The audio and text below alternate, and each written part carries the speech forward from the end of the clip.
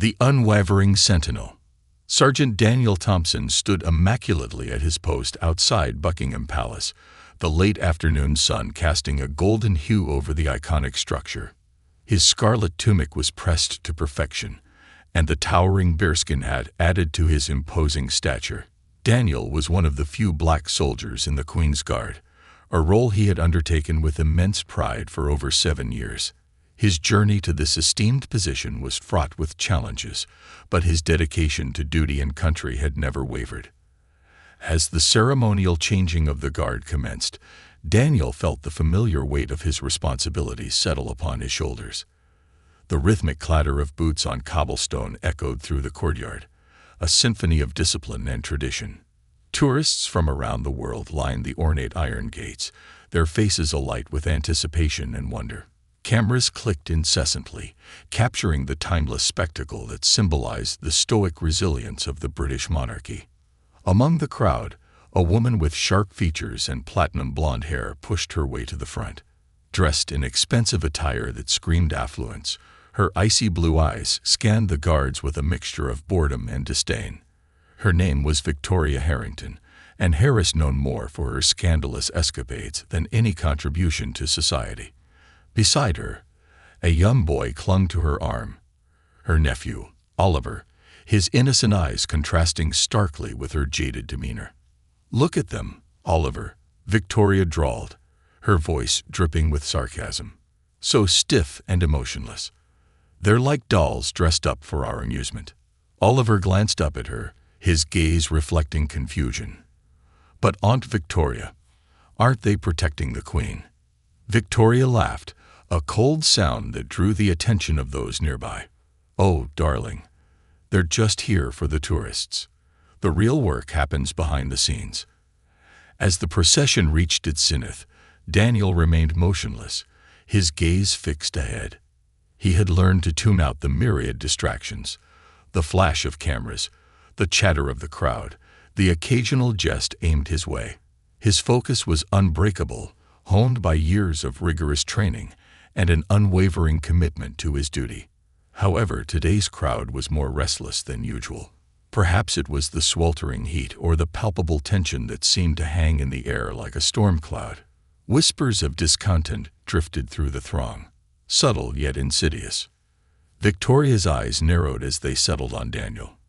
"Well, isn't this progressive?" she muttered under her breath, loud enough for those nearby to hear. "They've even got diversity hires in the Queen's Guard now." A few heads turned, eyebrows raised at her audacity. Oliver tugged at her sleeve. "What do you mean, Aunt Victoria?" She smirked, a cruel glint in her eye. "Nothing, dear. Just that tradition isn't what it used to be." Daniel heard the comment but remained stoic.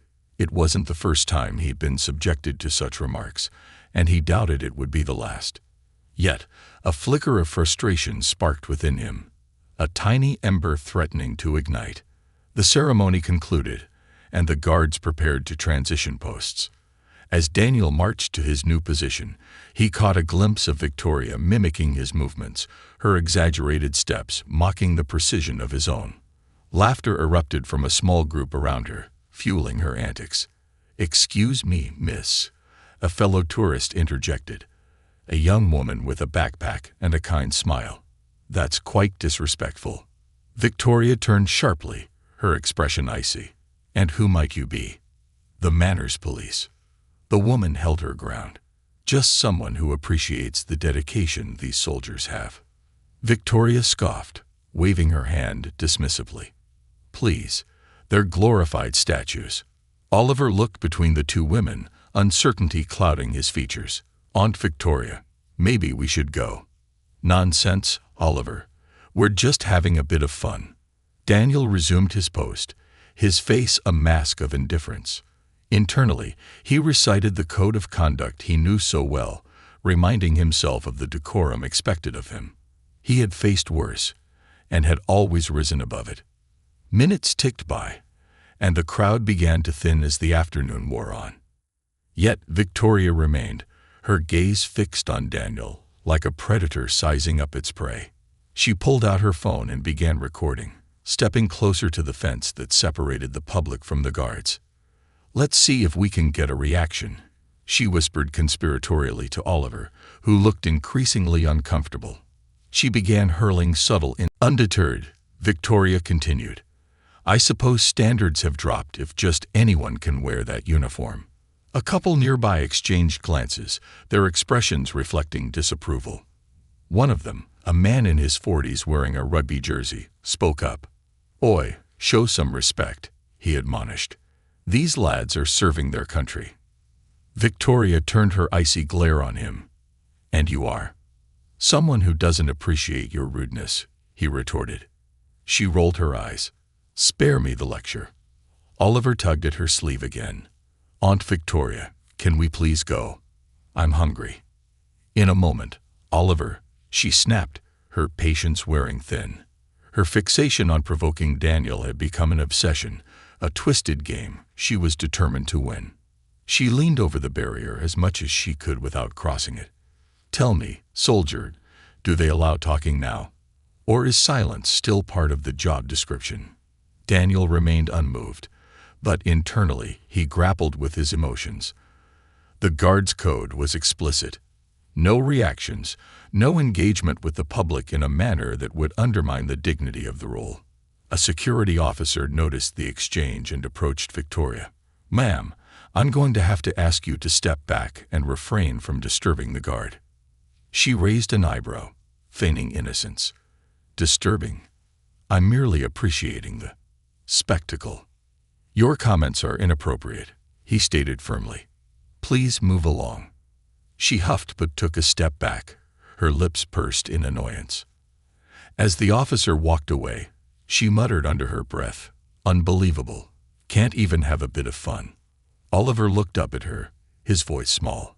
Maybe we should listen, Aunt Victoria. She ignored him, her attention once again fixated on Daniel. An idea sparked in her mind, a boundary she was willing to cross. Stay here, she instructed Oliver, stepping towards a vendor selling bottled water nearby. Purchasing a bottle, she returned to her spot in front of Daniel. With a calculated glance around to ensure the security officer was out of sight, she unscrewed the cap. Care for a drink? She mocked, her voice saccharine sweet. Before anyone could react, she flicked the water towards Daniel, droplets catching the light as they splashed against his uniform. A collective gasp arose from those who witnessed the act. Oliver's eyes widened in shock. Aunt Victoria. Daniel felt the cool splash but didn't flinch. However, inside, a storm raged. This was beyond mere words. It was an assault on his dignity and the uniform he wore with honor. The security officer, alerted by the crowd's reaction, rushed back. Ma'am, that is completely unacceptable. You need to leave now. Victoria feigned surprise. It was an accident. She lied, though her smirk betrayed her. Enough. Leave or I'll have you escorted off the premises, he insisted. She glared but recognized she had pushed too far. Grabbing Oliver's hand, she began to walk away. Come along, Oliver. Clearly, some people can't take a joke. As they departed, Daniel allowed himself a subtle exhale. The confrontation had tested his limits, but he had upheld his duty. Yet, as the sun began to set, casting long shadows across the palace grounds, Daniel couldn't shake a lingering unease. The incident was a stark reminder of the prejudice that still simmered beneath the surface of society, a reality he faced both in and out of uniform. Little did he know, this was just the beginning. Victoria Harrington was not one to let things go, and her departure was not a retreat but a regrouping. The events set in motion that day would soon escalate, challenging Daniel in ways he could never have anticipated. As the last of the tourists trickled away and the guards prepared for the evening shift, Daniel stood resolute. The palace behind him stood as a symbol of tradition and continuity, but for him, it also represented a bastion that needed to evolve. He glanced subtly towards the horizon, where the sky blazed with hues of orange and crimson. Change was coming. It was inevitable. And he would face it with the same steadfastness he brought to every aspect of his life. For Sergeant Daniel Thompson, Duty was not just about standing guard over a palace. It was about standing guard over principles, over the idea that respect and honor were not just reserved for some but deserved by all. An unseen battle. As Sergeant Daniel Thompson prepared for another day of duty, the incident with Victoria lingered in his mind. Her words, actions, and the entitled arrogance she carried had stirred something deep within him. Despite years of training to remain unyielding under scrutiny and provocation, he couldn't shake off the unsettling experience. Buckingham Palace may have stood as a fortress of tradition and grandeur, but it was also a place where the modern world met its ancient rituals, often clashing in jarring ways. Daniel's morning routine at the barracks was meticulously followed, just as it was for every guard. Shaving with precision, pressing his uniform, and lacing up his gleaming black boots were all rituals meant to prepare him, body and mind, for the hours of stillness and focus required by his post. But today, as he adjusted the weight of his bearskin hat and prepared to leave for his shift, his mind was clouded. Thoughts of his family back in East London flashed through his mind. Growing up in a diverse, working-class neighborhood, he had seen his fair share of hardships. His parents, immigrants from Jamaica, had worked tirelessly to provide for their family, and instilled in him a fierce pride in both his heritage and his role in the Queen's Guard. To them, his position was the epitome of honor, a testament to his resilience and dedication. And yet, he often found himself wondering how much of that pride he truly felt, especially on days like yesterday. To stand as a royal guard was to stand as a symbol, a silent, unwavering fixture in British tradition. But beneath the polished veneer and historic pageantry lay a harsh reality. He was a man of color in a role that, to some, he was never meant to occupy. The barracks were bustling with activity as Daniel prepared to join his regiment. Guardsmen lined up in the hallway, some making last-minute adjustments to their uniforms, others engaging in quiet conversation. Daniel greeted his fellow guards with polite nods, his usual camaraderie subdued by his introspective mood. He hoped that the day would pass without incident, allowing him time to process the recent events without the eyes of the world on him. As they assembled in formation, Major Jonathan Fletcher, Daniel's commanding officer, strode purposefully down the line. Major Fletcher was known for his strict adherence to protocol and discipline, a trait that both inspired respect and, at times, unease among the guards. "Gentlemen," he began, his voice firm and authoritative, "yesterday's events have come to my attention. We had an incident involving a civilian crossing boundaries of respect with one of our guards." His gaze briefly landed on Daniel, an acknowledgement of the ordeal without explicitly naming him. "We serve the crown and the people. We are symbols, yes, but we are also men of honor. Conduct yourselves accordingly."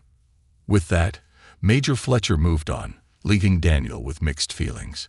It was clear that word had spread, and while the Major's words were meant to be reassuring, Daniel couldn't help but feel isolated. He had been singled out, even if subtly, and it reminded him that his presence was, to some, a deviation from the traditional image of the Guard. The changing of the Guard ceremony began as usual, with tourists gathering around the palace gates, eager to capture every detail of the procession. Daniel's post today was at the main entrance, a spot that placed him squarely in the gaze of hundreds of onlookers.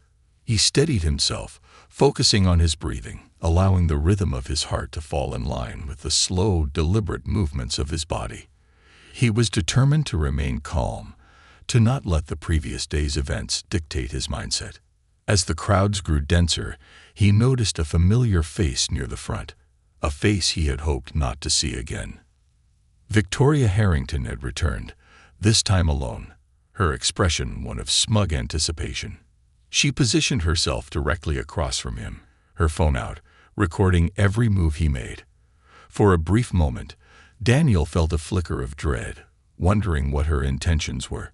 Her calculated gaze told him she hadn't returned out of curiosity or respect for the ceremony. She had come with a purpose. The first half hour passed without incident, yet Daniel felt the intensity of her presence growing, her eyes never leaving him. She watched him with a predatory focus, as if waiting for him to slip, to show any sign of weakness. Despite his discomfort, Daniel maintained his composure, his training acting as a shield against her relentless gaze. Suddenly, Victoria began calling out, her voice carrying above the quiet murmurs of the crowd. "Excuse me, soldier," she yelled, a mocking lilt in her voice. "Are you still playing statue, or can you speak?" A few heads turned, tourists casting uncertain glances between her and Daniel. Some looked away, uncomfortable, while others watched with morbid curiosity. "Are you proud of this, then?" she continued, her tone dripping with condescension. "Standing there, stiff as a board, while people laugh at you." Daniel felt the anger bubbling beneath the surface, but he kept his gaze fixed straight ahead, refusing to give her the reaction she sought. His hands clenched imperceptibly at his sides, his knuckles hidden beneath his white gloves. When he didn't respond, Victoria's taunts grew louder. "So you're just going to ignore me, then? Isn't it your job to protect and serve the public? Or are you too proud to talk to people who pay your salary?" A murmur of disapproval rippled through the crowd, and a young man in the front spoke up. "Lady, give it a rest. He's not here to entertain you." Victoria shot him a withering glare. "Mind your business," she spat, her voice sharp and venomous. Just then, a child in the crowd, no older than 7, tugged on his mother's sleeve. "Money, why is the lady being mean to the guard?" The mother shushed her child, glancing uneasily at Victoria before turning her attention back to Daniel. She gave him a sympathetic smile, a silent show of support that Daniel appreciated more than she could know. In that brief moment, something shifted inside him. He realized that this wasn't just a personal affront. It was a challenge to his very role, to his right to stand there as an equal. The guard he wore was not just a uniform, but a symbol of his commitment, his sacrifices, and his identity. He would not allow Victoria's prejudice to tarnish that. But Victoria wasn't done. In a final act of provocation, she stepped closer to the fence, leaning in with a sneer. "You know, I've heard they only let you people in to fill some sort of diversity quota," she said, her voice low but biting. "You're just here for show, aren't you?" Daniel's heart pounded, the words reverberating in his mind. He felt the weight of her gaze, her voice taunting him, challenging everything he had fought for. But instead of reacting, he took a deep breath, letting her words wash over him. At that moment, something unexpected happened. A man in the crowd, an elderly gentleman with a cane, stepped forward. His silver hair and kind eyes spoke of a lifetime of wisdom. He positioned himself in front of Victoria, blocking her view of Daniel, and looked her squarely in the eye. "Young lady," he said, his voice calm but firm, "that young man is standing here for something greater than himself. He represents values that you clearly don't understand, values of respect, duty, and dignity." Victoria recoiled, taken aback by his sudden intervention. "Who do you think you are?" she snapped, her voice wavering with frustration. The old man smiled, undeterred. "I'm someone who recognizes dedication when I see it," he replied. "You may see him as a statue, but to many of us, he represents strength. It takes courage to stand there in silence, enduring the ignorance of people like you." A hush fell over the crowd as his words settled. Several people nodded in agreement, and a few even clapped, their small gestures of support building a wave of solidarity around Daniel. The unexpected display of unity gave him a renewed sense of strength, grounding him in the knowledge that he was not alone in this battle. For the first time, Victoria seemed uncertain, her bravado faltering under the weight of the crowd's disapproval. She glared at the elderly man, her face flushed with embarrassment, before turning away in a huff. Without another word, she disappeared into the crowd, leaving Daniel to stand tall, unyielding and dignified in his silence. As the ceremony drew to a close and the guards prepared to march back to their barracks, Daniel felt a profound sense of pride. He had faced down prejudice and remained steadfast, supported by the quiet strength of those around him. The incident was far from forgotten, but it had transformed into a reminder of resilience, a testament to the respect he had earned, both in and out of uniform.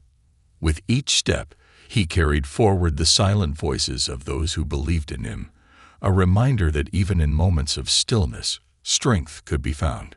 And as he marched back to the barracks, he knew that no taunt, no insult, could ever strip him of the dignity he had fought so hard to uphold. Ripples of defiance.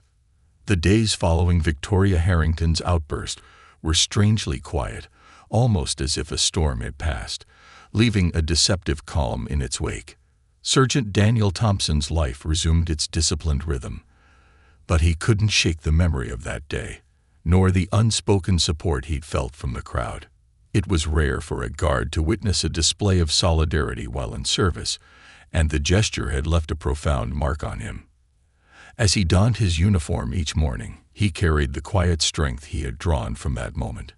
Yet, a part of him couldn't ignore the underlying tensions he sensed around the palace gates, as though an invisible line had been crossed. The incident had stirred something in the people around him. He could feel it in the guarded glances of his fellow guards and the subtle change in tone when his superiors spoke to him. In the heart of the barracks, news of the incident had spread like wildfire, sparking hushed conversations among the guards.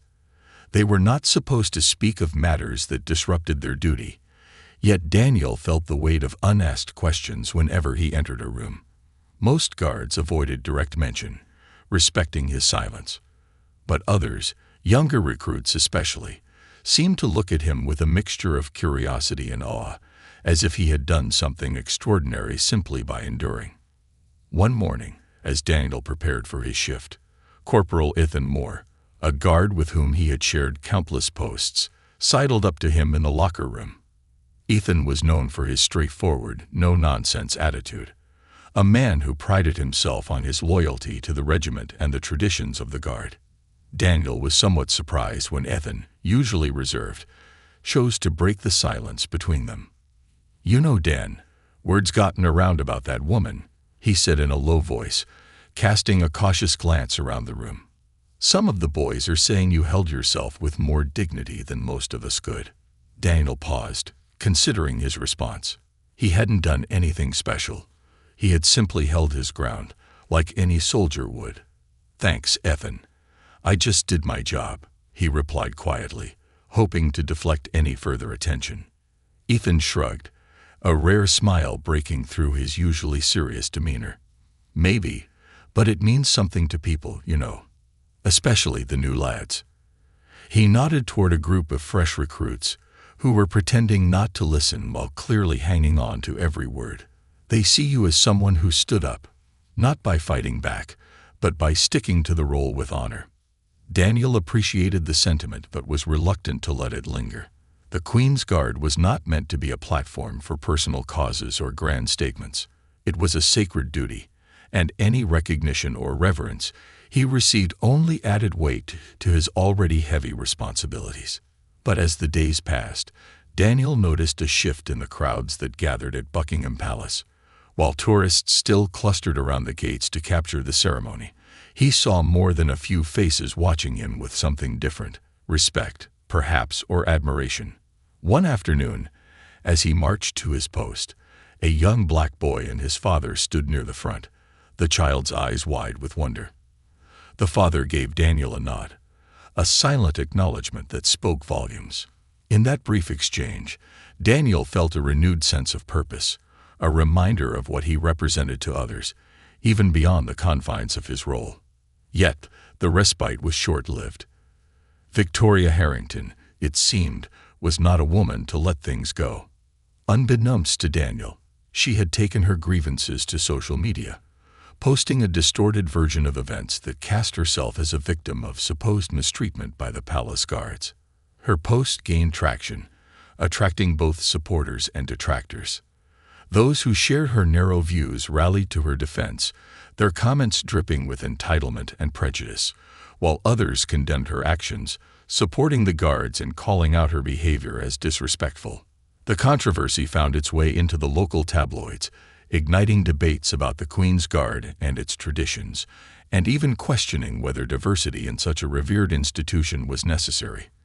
To Daniel's dismay, his image, a stoic figure in uniform, standing under the oppressive sun while Victoria taunted him, circulated widely online. His face, previously anonymous beneath the iconic bearskin hat, was now plastered across news feeds and headlines, discussed in tones ranging from admiration to disdain. One evening, as he returned to the barracks after a long shift, Major Fletcher summoned him to his office. The major's tone was formal, his expression unreadable as Daniel entered the sparsely decorated room, the walls adorned with framed photographs of past regiments and awards. "Sergeant Thompson," Major Fletcher began, gesturing for Daniel to take a seat. "I've been made aware of the situation regarding Miss Harrington. It appears the incident has garnered more attention than anticipated." Daniel braced himself, unsure of what to expect. He had done nothing wrong, yet the weight of public scrutiny felt like an accusation in itself. "Let me be clear," the major continued, his tone unwavering. "Your conduct was exemplary. You handled yourself with dignity and upheld the standards of the Queen's Guard, despite provocation." Relief washed over Daniel, but it was tempered by the tension he sensed in the major's gaze. "However," Major Fletcher went on, "the palace administration has requested that we address this matter discreetly. Their concern—" Daniel nodded, understanding the delicate balance between tradition and the scrutiny of a modern audience.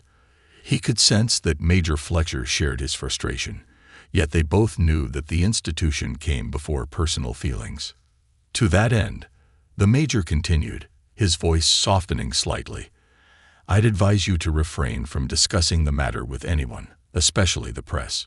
You'll continue your duties as usual, but we'll be keeping a closer eye on the public interactions at the gates." Daniel left the meeting with mixed emotions. While he was relieved to note his superiors respected his actions, the weight of discretion felt stifling. He was expected to endure, to remain silent in the face of injustice, not just for his own sake, but for the sake of an institution that valued decorum over individual expression. The next morning, as Daniel took his position once again, he couldn't shake the awareness of his surroundings. Every glance from a tourist, every comment whispered among the crowd, felt loaded with meaning. He was no longer simply a guard. He had become a symbol in an unspoken battle, a vessel for countless interpretations, none of which he had chosen. To his surprise, however, support began to manifest in unexpected ways. One afternoon, a young woman approached the gate carrying a bouquet of flowers. She handed them to a security officer nearby, explaining that they were meant for the guard who stood his ground. Word quickly spread, and soon small gestures of appreciation became a daily occurrence.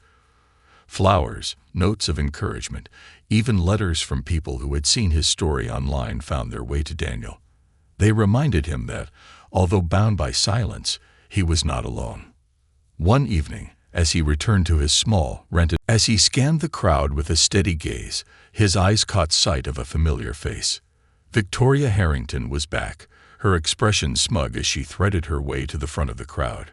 She wore a sharp suit and dark sunglasses, but the look in her eyes betrayed her intent. This was not an accidental visit. She was here to finish what she had started. A cold weight settled in Daniel's stomach, but he forced himself to breathe steadily. He reminded himself of his training, of the endless drills designed to turn him into a living statue, immune to any external distraction. But Victoria's taunts had been different. They had pierced through his defenses, aimed directly at his dignity, his identity, and everything he represented. For a few tense moments, Victoria merely stood, her phone raised as she recorded him in silence. The crowd around her seemed oblivious, their attention scattered across the various guards and the ornate beauty of the palace. Daniel could feel her eyes scrutinizing every inch of his posture, searching for any sign of weakness. Then, with a flick of her wrist, she waved a group of people toward her. Journalists, equipped with cameras and notebooks, who began snapping pictures and whispering among themselves.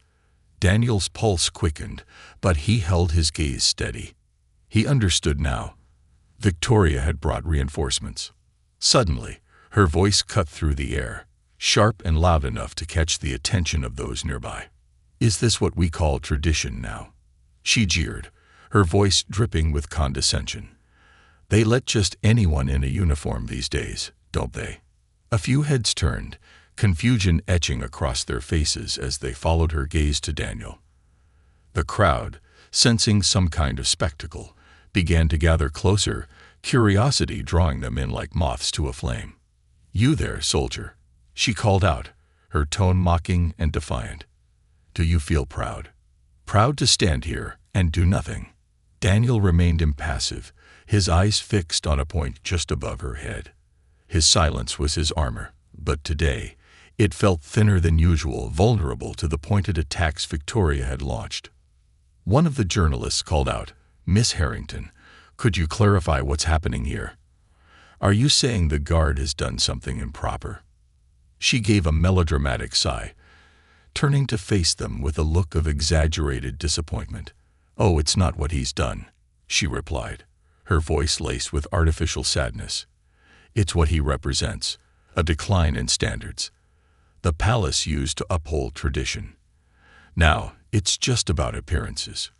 The word struck Daniel like a blow, and he could feel a tremor of indignation beneath his calm facade. His presence, his dedication, his years of service, dismissed as mere appearances. He swallowed the anger, forced it down into the pit of his stomach, his jaw tightening imperceptibly. One of the journalists stepped closer, his notebook poised. "Sergeant," he addressed Daniel directly, "do you have any response to this?" Daniel didn't move, didn't acknowledge the question. It was against protocol for guards to engage with the public. Yet the urge to speak up, to defend his honor, rose within him, powerful and undeniable. He knew, however, that breaking his silence would be exactly what Victoria wanted. Victoria smirked, sensing his internal struggle. "Ah, nothing to say, I see," she sneered. "Just a puppet in a pretty uniform, aren't you?" Suddenly, a woman in the crowd spoke up, her voice clear and defiant. "You should be ashamed of yourself," she shouted at Victoria. The woman was elderly, her gray hair tied back in a neat bun, her face lined with age, but filled with determination. "These guards have more dignity in their silence than you could ever understand." A ripple of agreement ran through the crowd. People began murmuring, their voices growing louder in support of Daniel. Some clapped, others nodded, and more than a few glared at Victoria, who looked momentarily taken aback by the unexpected pushback. But she quickly recovered, lifting her chin defiantly. "Oh, I'm merely speaking the truth," she retorted. "These guards are here to serve us, not to hide behind silent pretenses." Another voice chimed in, this time from a young man in the back. "They're here to represent tradition, not your entitled whims." Victoria's face turned red with anger, and she opened her mouth to retaliate, but her words were drowned out by the surge of support around her. The crowd began clapping, a slow, rhythmic applause that grew in volume, reverberating against the stone walls of the palace. Daniel felt an overwhelming surge of gratitude and pride as he stood amidst the unexpected support. For the first time in weeks, he felt like more than just a figure in uniform. He felt seen, respected. The crowd's reaction was a testament to the values he had stood for, the quiet dignity he had maintained even in the face of provocation. The journalists, sensing the shift in public sentiment, turned their cameras toward the crowd, capturing the impromptu show of solidarity. Some of them even approached the spectators, asking for statements on why they felt so strongly about defending the guards. Amidst the applause, a young boy broke away from his mother's side and approached the gate, his eyes wide with admiration. He looked up at Daniel, his small face filled with awe.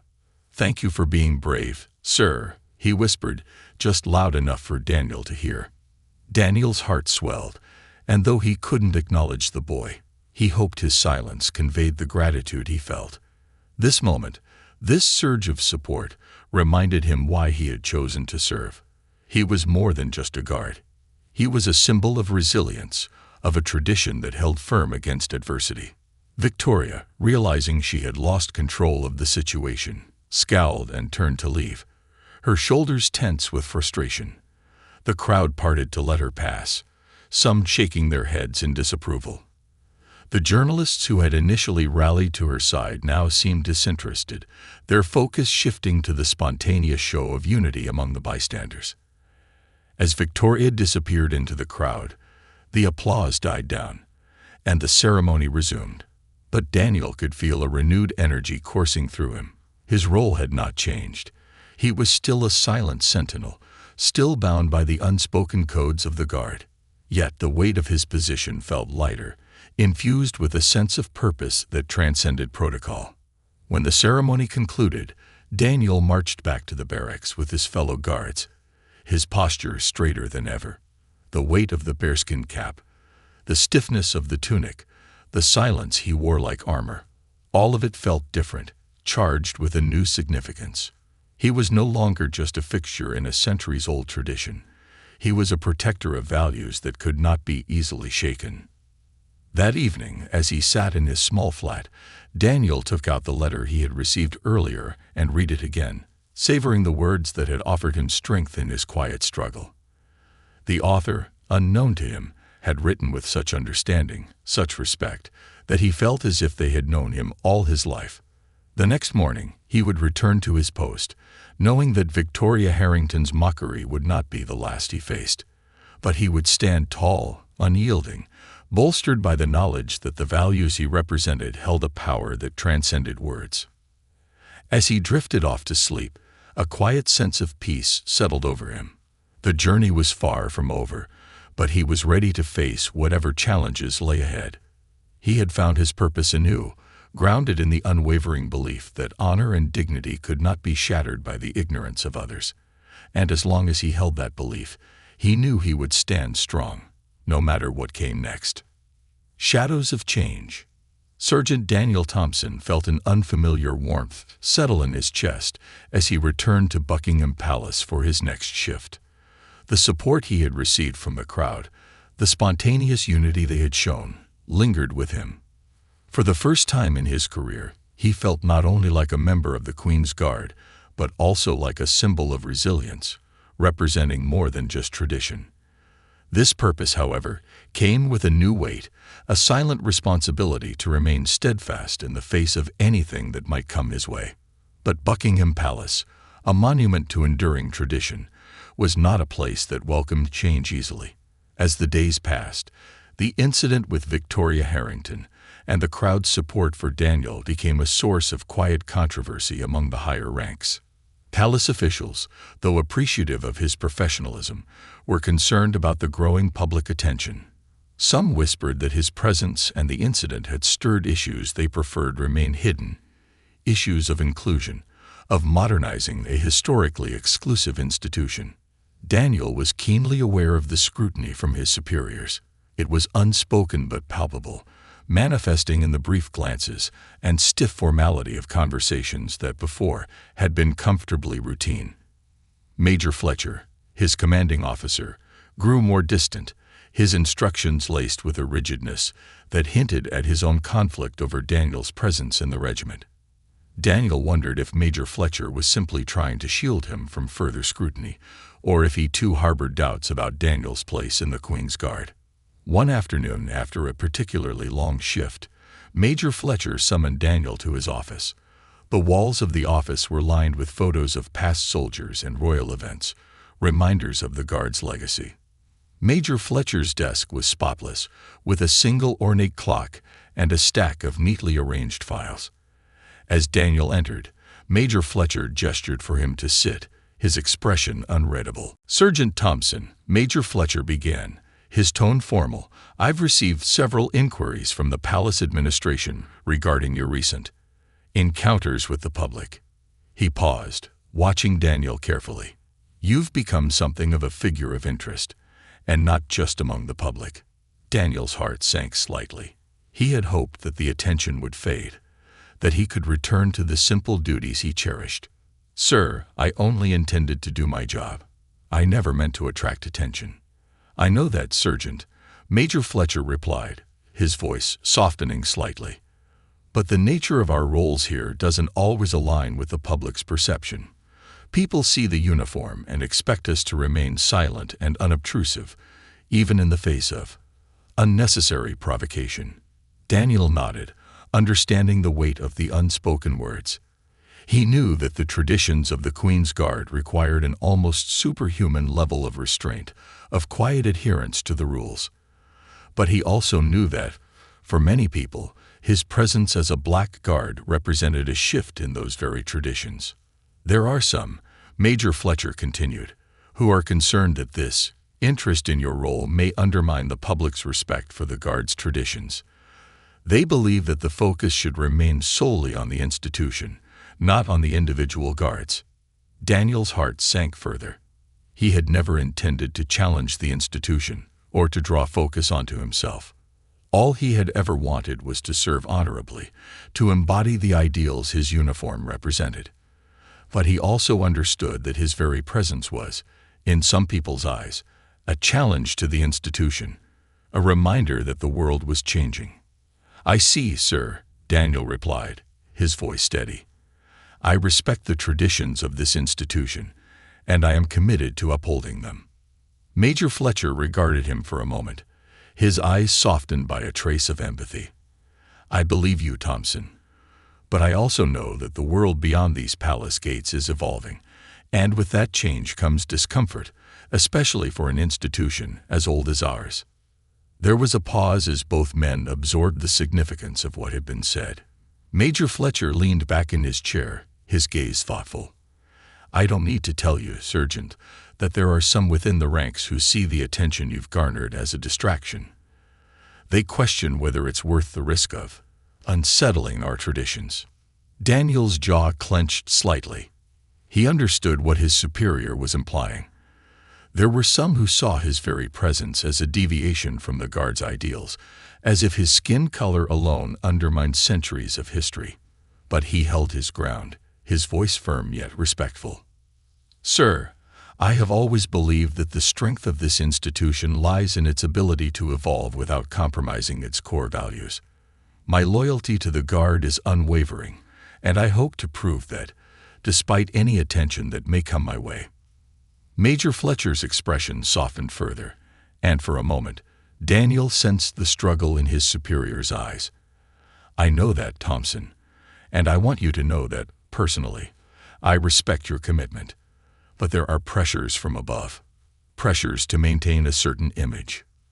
The Major cleared his throat, shifting his gaze momentarily to the window.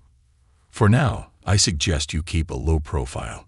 The palace administration wants to avoid any further incidents that might draw unwanted scrutiny." The meeting ended with a curt dismissal, and Daniel left the office feeling a mix of frustration and resolve. He understood the concerns of his superiors, but he couldn't ignore the quiet anger simmering within him. To be told to keep a low profile was to deny his right to stand with pride, to erase the struggles he had endured to reach his position. Yet he knew that if he pushed back too strongly, he would risk everything he had worked for. As he returned to his post that day, he noticed a new tension in the air, one that extended beyond the palace gates and into the crowd that gathered.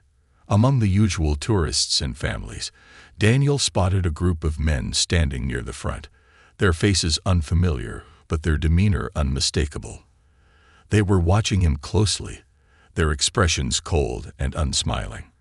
Daniel's instincts sharpened, and he felt a prickling sense of unease as he resumed his silent vigil. The men exchanged glances, and one of them muttered something to his companion, loud enough for Daniel to catch snippets of the conversation. "This is what happens when you let standards slip," one of them scoffed, his gaze fixed on Daniel with a look of disdain. Another nodded, crossing his arms. "Bringing in outsiders to fill a quota. Tradition means nothing to them." Daniel's hands tightened around the hilt of his ceremonial rifle, but he kept his gaze steady, refusing to give them the reaction they sought. He had faced such comments before, but never so openly, never so brazenly. These men were not just questioning his role, they were challenging his right to stand among the Queen's Guard at all. A young woman standing nearby, overhearing the men, turned to face them, her expression fierce. "Why don't you show some respect?" She snapped. "He's standing here, serving his country. You should be ashamed." One of the men sneered, dismissing her with a wave of his hand. "You don't understand. People like him have no place here." At that moment, Daniel felt a surge of emotion so powerful that it threatened to break his disciplined calm. The words were like a slap to his face, cutting through his resolve. He had trained, sacrificed, and proven himself time and again, yet here he was, reduced to a target for the prejudice of strangers who would never understand his journey.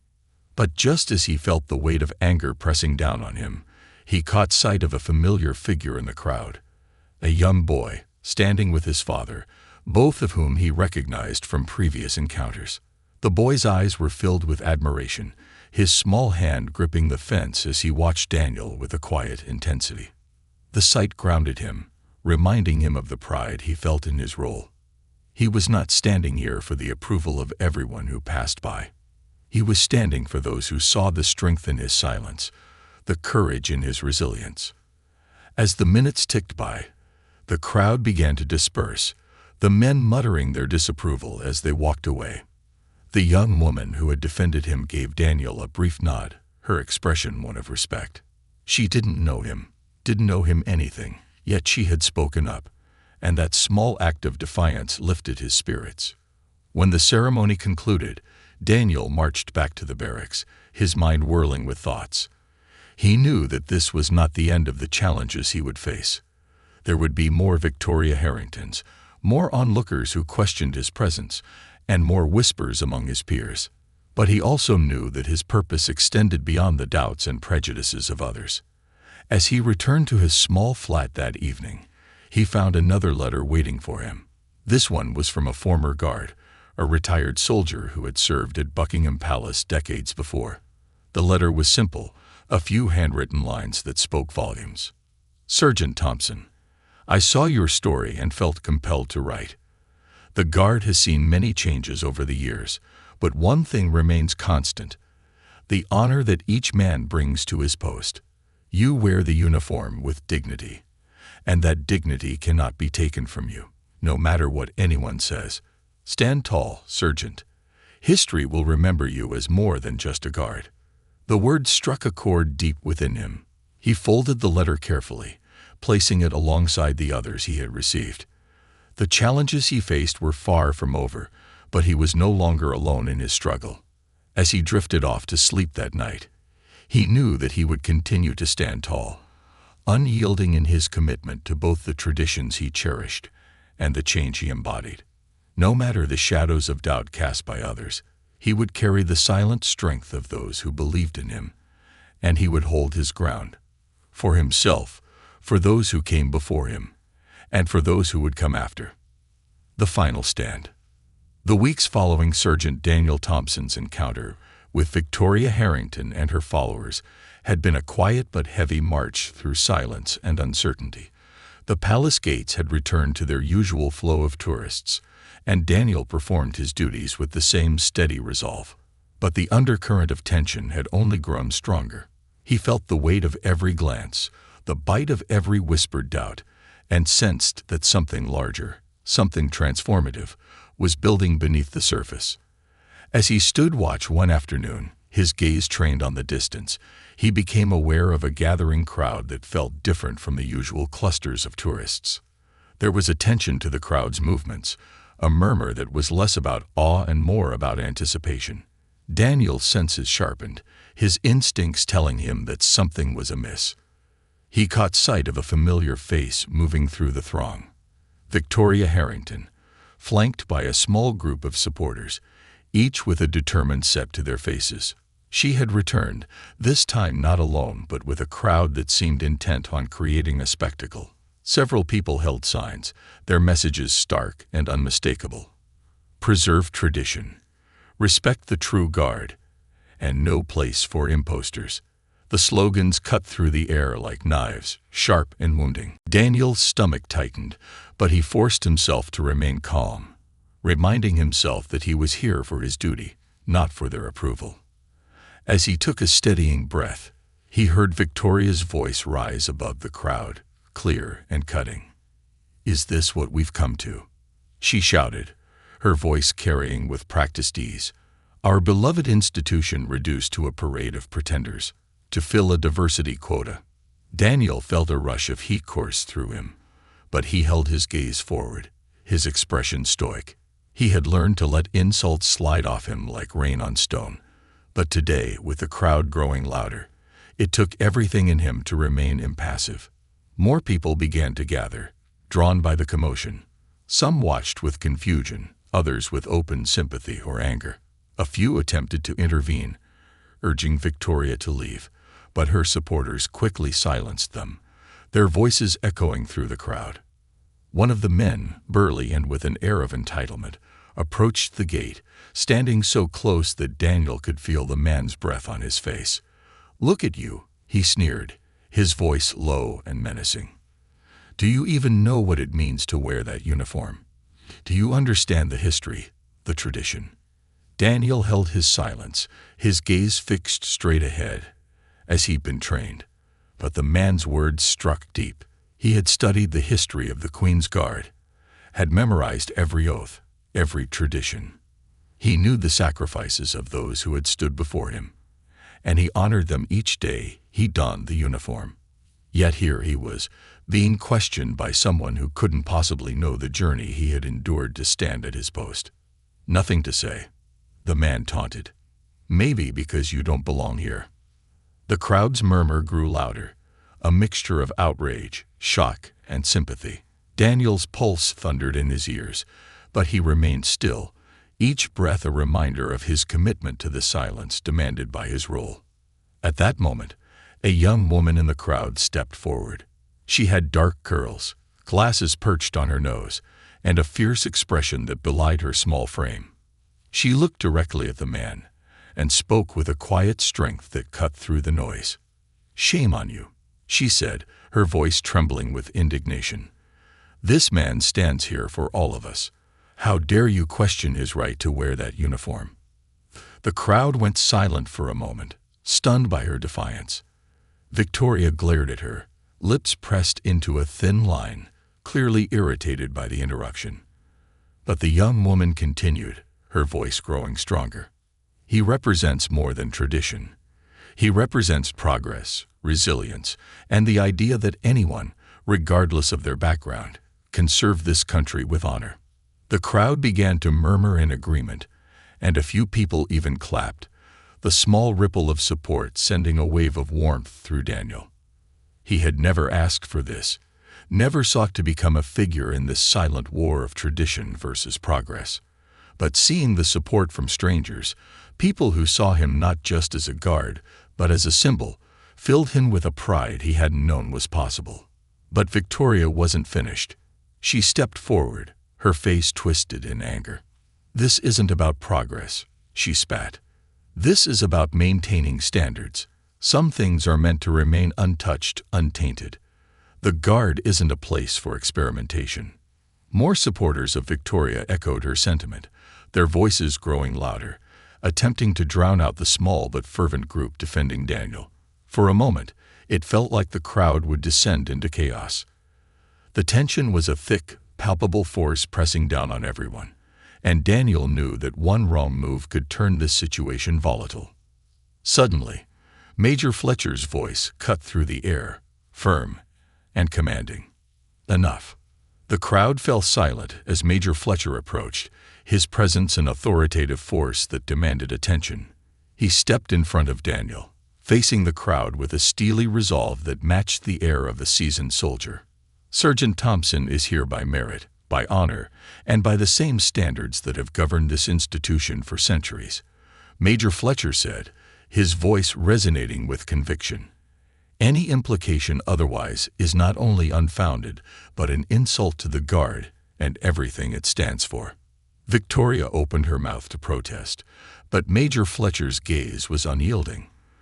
"The Guard's duty is to represent resilience, strength, and integrity," he continued. "These values are not determined by the color of a man's skin, but by his dedication to his role.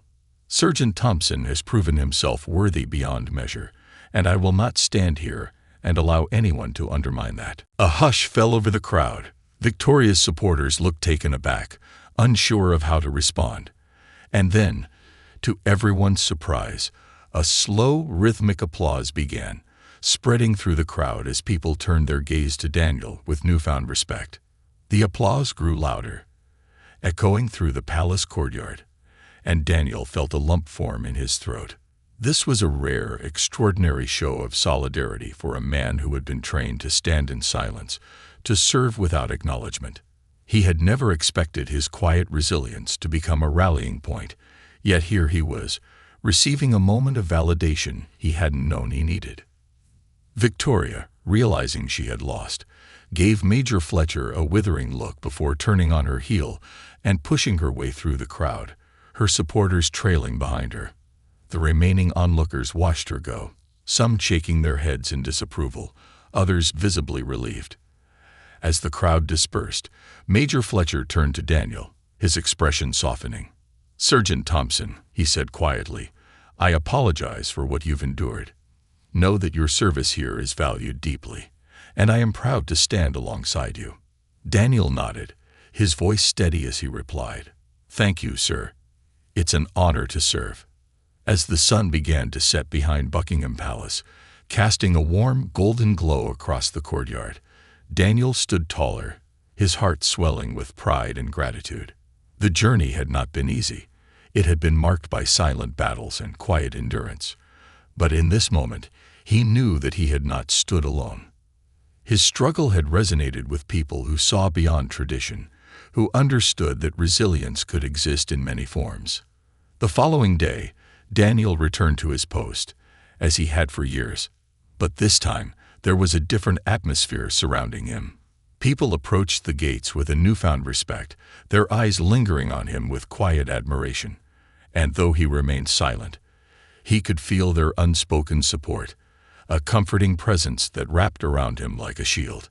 As he took his place at the palace gate, his posture unwavering, Daniel knew that he was part of something greater than himself. He had become a bridge between tradition and progress, a silent force for change.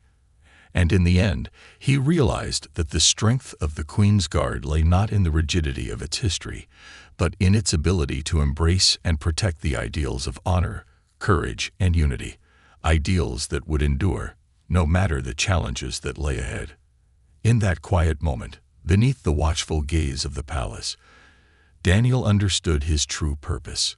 He was not just a symbol, he was a testament to the power of quiet resilience, a reminder that dignity could shine through even the darkest shadows of prejudice. And as he stood there, resolute and unyielding, he knew he would carry that purpose with him always, a silent guard not only over the palace, but over the values that bound them all together.